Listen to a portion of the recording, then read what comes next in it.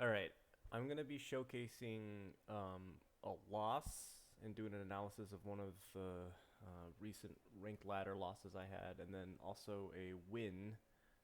Both playing as Lithuanians. One was against a slightly superior opponent. One was against a slightly inferior opponent. So it made sense. I won the one against the inferior one, but um, this is around 1250 to 1300 elo. So we'll start with this, and we'll try to get capture age going. There we go.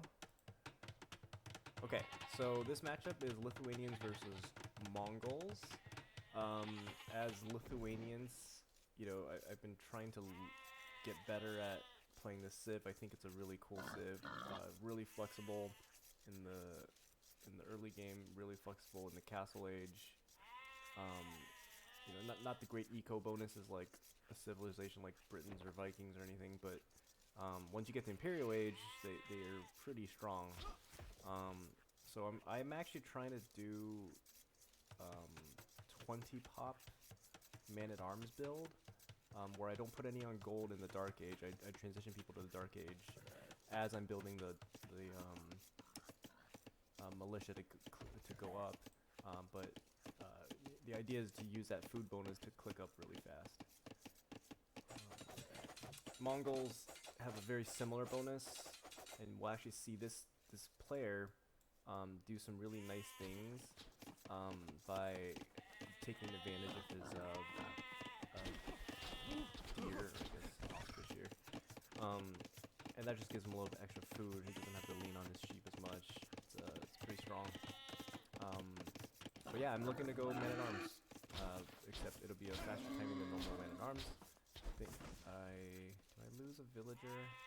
I think I end up losing a villager to a boar leader here, which is pretty embarrassing. But yeah, there are a lot of things that kind of went wrong, and I don't think I was paying enough attention also to get the barracks up. The opponent is doing what looks like it, something with 4 on wood. Probably looking to play something like man at arms or maybe a drush. Oh yeah, that's a drush, classic drush. And I think he drush fast castles this game, or no, he drush flushes this game, which is pretty strong.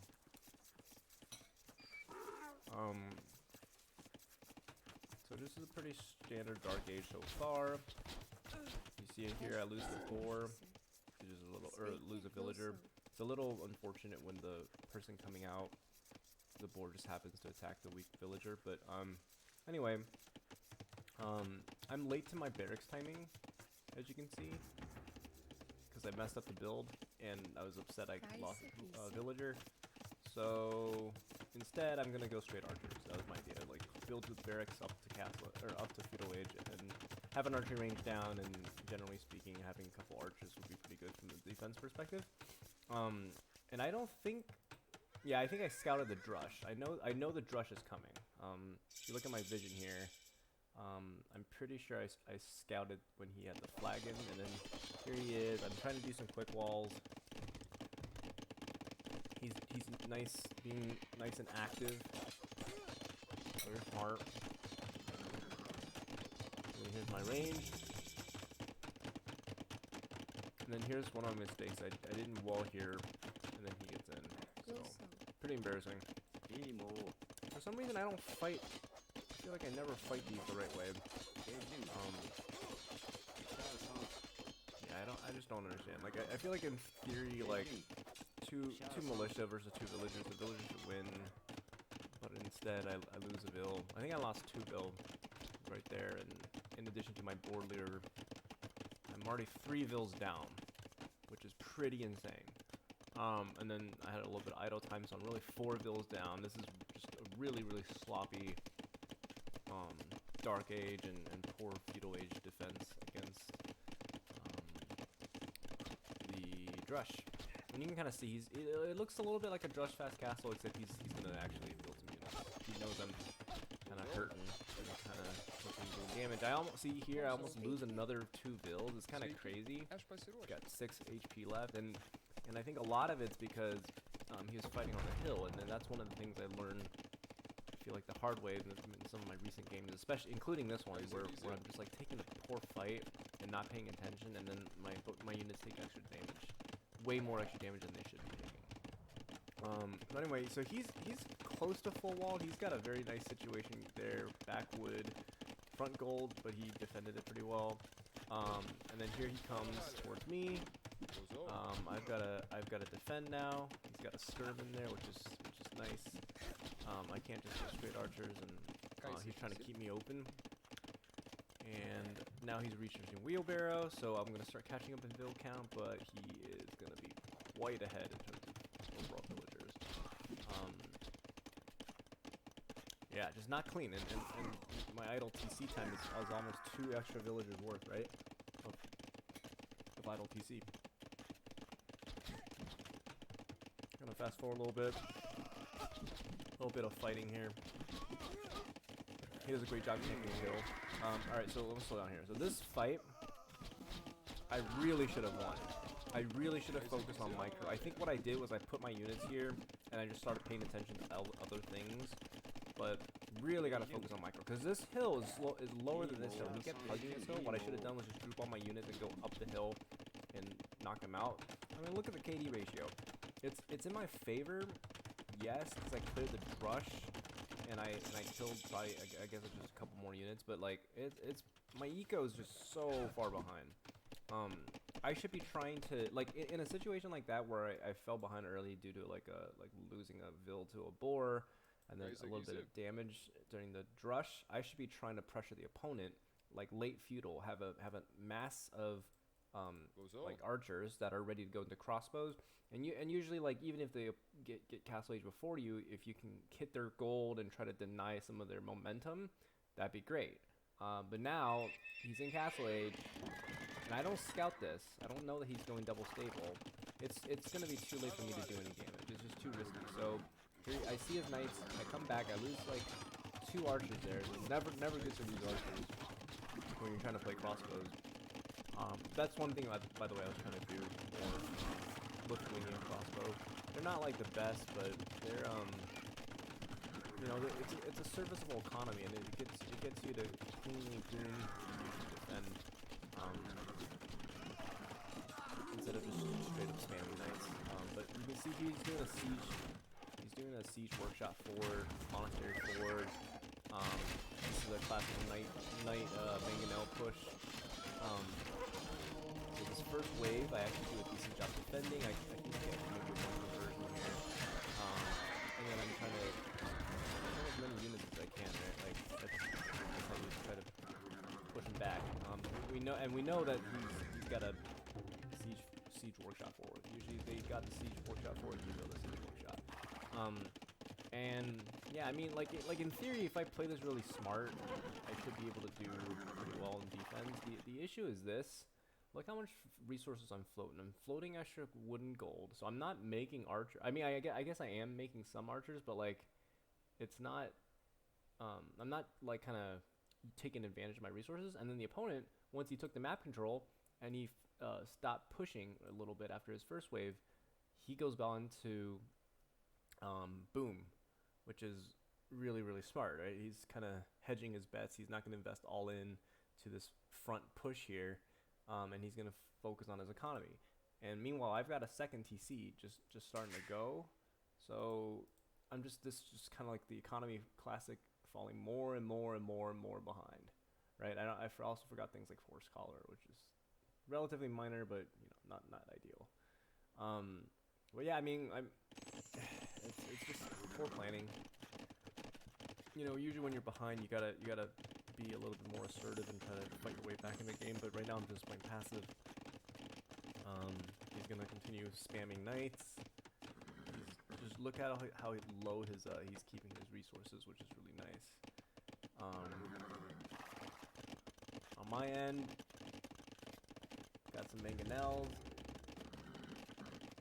He's got +2 knights, so gotta be careful. And he's gotta be careful with that mangonel. And here it comes. Here I only get 1 conversion, but this is how you want to usually defend, right? Like in theory that went okay, even though he killed an extra monk. I lost 2 monks, but I got a conversion, And then now this guy's just gonna, I'm gonna trade that conversion for a mangonel. So it's just like getting value, even if it cost me 100 or 200 gold. So yeah, so I kill the mangonel and I run away, right? Like in theory, monks are really good to kind of ward off, assuming you micro them, but monks are really good to ward off knights. And then the mangonel that I converted from his knights is just in there to snipe the mangonel. It only takes 4 hits from a knight to kill a mangonel, which is really nice. And then meanwhile, just continue to defend. He's being pretty smart about kind of keeping his knights out of harm's way. And then again, just kudos to him for his eco. Look at this eco. He's got so many farms, so many villagers. He's 12 villas ahead of me. And then here it comes his, like, this is what, the 4th push of the game. Just continuing to be relentless about spamming. And here I'm going to go research Thumb Ring at this point, because I know, like, I'm not dealing enough damage to the +2 knights. It's +2 knights is pretty strong. So 4 pierce armor versus 7 attack by crossbows. That means you're doing 3 damage to knights. Like, that's pretty awful.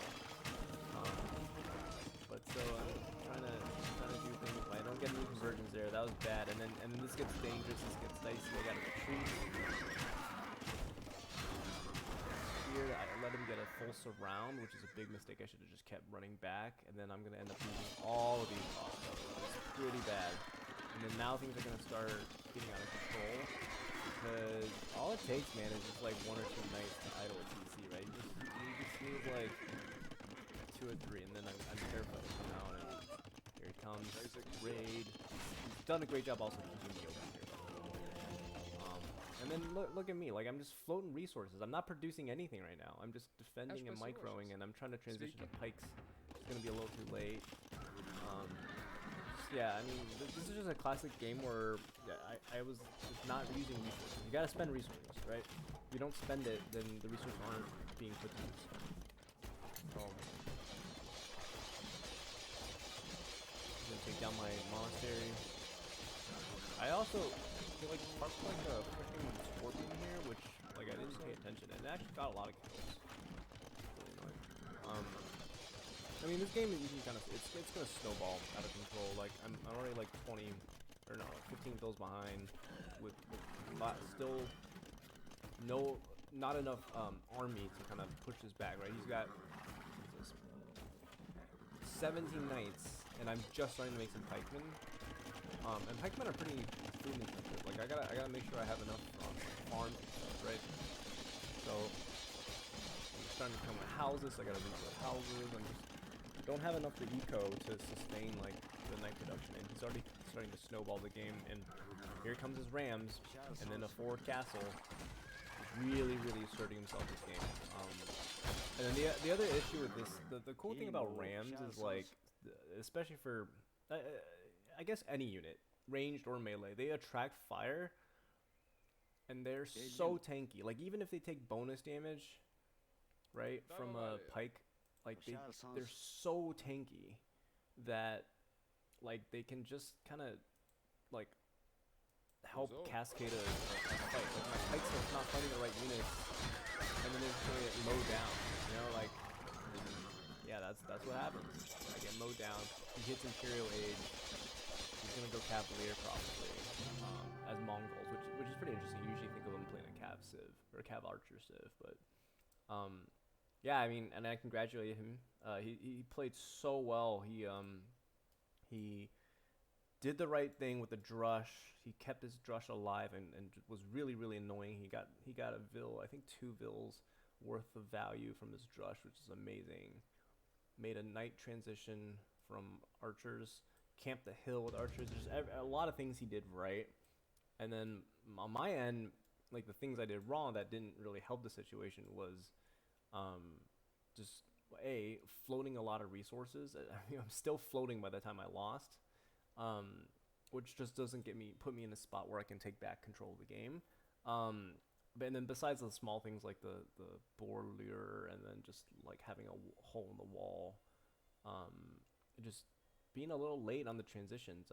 You know, once he gets enough knight mass, I've got to start going pikes, because Lithuanian crossbows, they're okay to play with if you're ahead. I think like they're good if you're able to like wander around and snipe around the wood lines and all, but they're not good in the Imperial Age because you can't tech them into arbalest. So it just made sense to stop investing into crossbows. I don't know why I just kept kind of single-mindedly going there.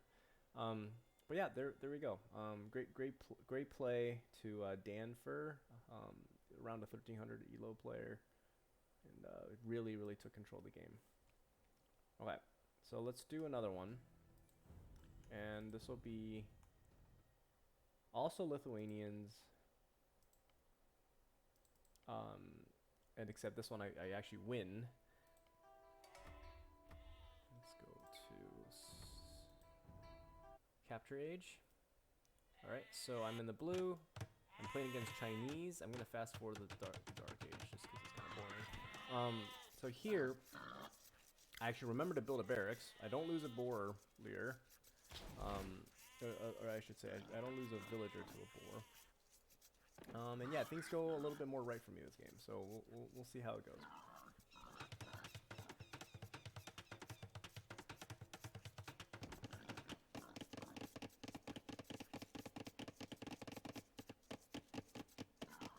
As Chinese, like they have a really fragile start. You see he's got to lure some deer here, and it's just even if you get the Vil advantage at the beginning, you got to really practice the Chinese build because it's tricky, man. It's so easy to get like howls backs, and then you got to remember to get loom early, and you got to force drop a lot because you're constantly like very close to zero food.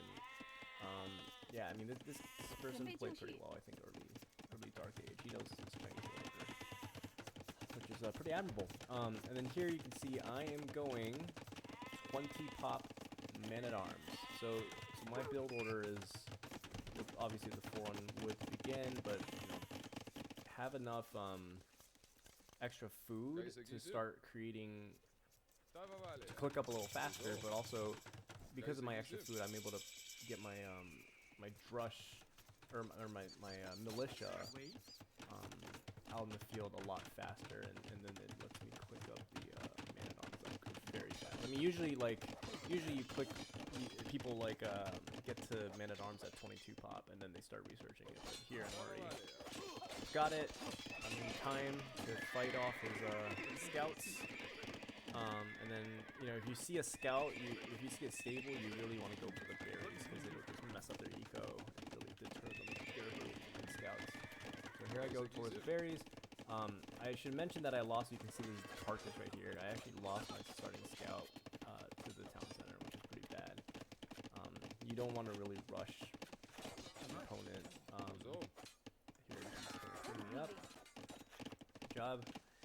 But yeah, like you don't want to lose your starting scout. The scout is so important to not only just like look at the resources that the opponent has, but also to be a damage dealer in early feudal age if you're going man-at-arms. So kind of bad.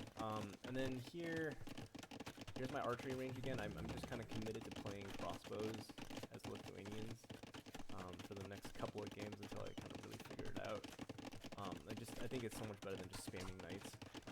But the cool thing about Lithuanians is they got the super fast like units with the spears, and here I am just kind of patrolling around. I was anticipating he was gonna have more scouts on the field, but he didn't. So he stopped production. So then I kind of got awkward with me having a bunch of extra scouts. And then Chinese, you know, super flexible civ, right? Their upgrades are cheaper. They're able to tech switch very easily. Once they get over the Dark Age, their shitty Dark Age, it's pretty smooth sailing. So you can see him transitioning into archers, which is definitely a great play, and it sets up like Chuko Nu down the road if he gets castles up. And then on my end, I did my opening men-at-arms. I'm not gonna commit to building archers. I probably unlike last game, I probably could have, but I felt like I dealt decent damage. You can see I'm about 3 Vils ahead right now, and that's partially because of idle time. It's partially because I got a Vil kill. But if I'm ahead, I don't really feel like I need to keep investing into archers, especially if he's got a couple of scouts like floating around the field. But anyway, so I sneak these guys in. This is kind of silly. Like they don't really do much. They walk fast. I think I try to like go for a low kill. The spearmen are so weak. Like, yeah, they just all get cleaned up. So anyway, we click up at around a similar time. I have one more villager than him, but I'll be the castle age faster. And then here you can see I'm researching fletching. Does he have fletching? I don't think he does. Oh, he does have fletching. Okay, so he probably could have had an even better castle time if he had fletching. But you know, I got a healthy amount of units to be able to play crossbow and castle age. Should be kind of fun. And yeah, in this game I'm intent on booming. I'm intent to get get a second town center pretty quick. And this is a slightly weaker opponent, so like he didn't like micro like the way that the previous player did. But here's the crossbow research. Here's the Bodkin. I get a quick couple bill kills, which is always nice. Just a couple bill kills is, you know, that's how you want to do with like crossbows. You want to pop them and then you want to leave. Just be super duper annoying. And then I should be going for my second town center soon. And then he invested into skirmishers, which is a pretty big investment. So notice how he's invested into skirmishers and crossbow, which is almost never a good idea because, like, while it's a pretty decent army against like other archer armies, the issue is like they don't fire at the same rate. They're kind of weird to micro, and you're killing your own eco when you invest. I think it's like 230 wood or something for skirmishers, and then here I am. I'm just gonna dive this base. I don't care if I lose my crossbows. I mean, probably not the best choice. Like, I think pro players usually don't like dive like I do, but you know, getting a couple kill kills, not bad, right? And then I'm gonna have a second wave. I'm gonna raid his wood line. It's kind of like my thinking. But he's got the military advantage, but I've got the eco advantage now, right? So he's got 24 military to my 11, and then if I get another bill kill, it's kind of hard without ballistics. But you know, got a couple vills gonna run. Gonna get out of here. He doesn't have ballistics either, so it's relatively fine to run. And then, you know, again, I'm floating resources again, which is not good. It just shows I've definitely got things to work on. And I don't. Oh, I made some silly mistakes in this stage of the game. I was thinking, well, I think my reasoning was, well, I might as well start reusing my resources because the last game I wasn't doing very well. So you can see me investing into bloodlines and then cav armor. So you can see that I'm starting to go into knights. The issue with that is like that's pretty tanky. It might have been better for me to just kind of continue investing into archers and then until you click up to castle age. The double stable here that I'm going for, double stable transition, is like, I kind of get it. It kind of makes sense if he's got skirmishers, but it's also really tanking the economy. Like, think of all the equity farms I can build if I didn't build my stables. Bloodlines. I'd just be so much closer to Hero Age. But anyway, this is a mid-elo game, right? It's not a high-elo game exactly. So he puts a castle here because I think he was annoyed that I was raiding his wood line. Terrible castle in my opinion.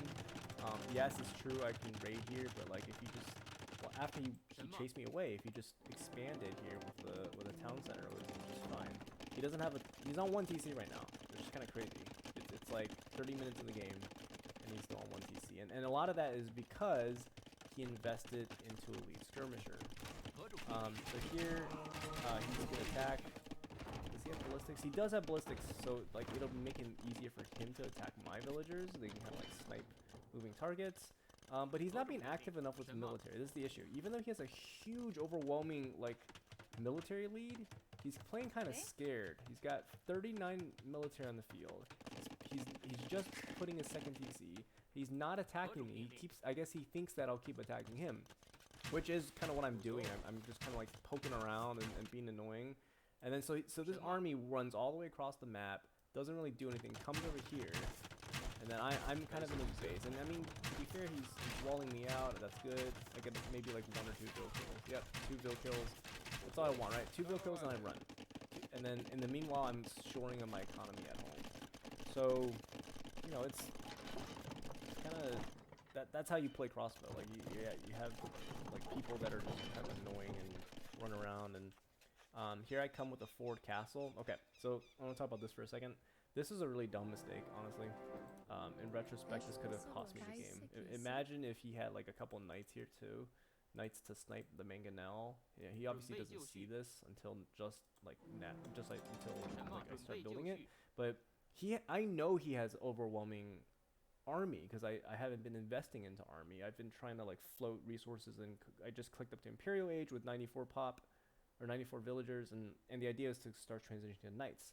This is my most vulnerable state, right? Like right when you just click up to Imperial Age and you just like invested what, like 1800 resources, and I have very little army to defend my eco. So I should be trying to build things at home, ideally, like maybe a castle here, better yet here.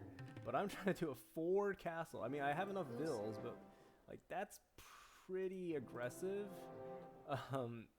given that I have no army to back it. So you'll see this fight, he kind of bugs out. But if he imagine he micros better and he like just targeted the Meng-Yang, and then like, you know, even if I try to repair it, like just imagine him like microing is a lot better, instead of bugging out, then this castle would not go up, and then I would not have a great position. Meanwhile, he's gonna do a counterattack, which is pretty good. He fights here, and then he's gonna try to break into my base, I think. But because my castle is up now, this area of the map is basically secure, I can divert my attention to other things. And my thinking at the time was, well, you know, he's got a pretty sizable army. I want to kind of kill it because I know where it is. I have mobility. I have a Meng-Yang that can chase, and I have +2 armor. So like the same way that in the last game where I kind of got screwed over because I just didn't have enough crossbow mass. You know, once I have +2 armor, it'll be pretty hard for him to not die. Down here I go. Probably took that engagement a little too early. Probably want to group up all the knights and then start going in. But he's gonna micro his heart out. You know, played pretty well, I think. But you know, once you get like 1 or 2 Meng-Yang shots in there, it's just over. And then the KD ratio is starting to favor me. Meanwhile, I'm in the front of his base. And then starting to go trebuchets. I'm like maybe like a minute or 2 in front of ahead of him in terms of castle age. And then I finally took the Cavalier. Cavalier is great. It's a great unit for Lithuanians because they get bonuses from the relics, which by the way I should have done a better job of. Just I know I had map control right after I killed his army. I should just immediately start going after more relics. What does this monk do? This monk's not doing anything. But so the idea is, you know, I have a pretty sick eco now, like 110 villagers. I should be continue to expand, start taking more control of the map, taking the side golds, starting putting outposts across the map, and then I can transition into my trash unit now that I've already invested into the Cavalier. He pretty smartly goes heavy camel, which is pretty good, you know, cost-effective counter to Cavalier. It's not. I don't think it's as good as Halberdier, but he didn't have enough, I guess, barracks to do that. But you can see he made a bunch of stables in the back. The issue is, look at his eco. He's got 60. He hit Imperial Age with 66 villagers, and he's trying to play cavalry, camels, right? In Imperial Age, and that's just not going to work because. Like usually when people fast castle or fast Imperial with like very low villagers, it's because they're gonna make a death ball of like arbalests. Like Vikings do this, Ethiopians, like Britons even they don't care about like having a lot of eco because you don't like arbalests don't cost a lot, right? But camels who cost food do cost a lot, and it's gonna be tanking your ability to expand your eco while making camels, and this is why it's a poor choice. Like Halberdier would have been better, but I guess he wanted mobility or something. He wanted to chase me down, and it's gonna really hurt him. You just bear in mind to keep 2 town centers up, you need like 12 villagers.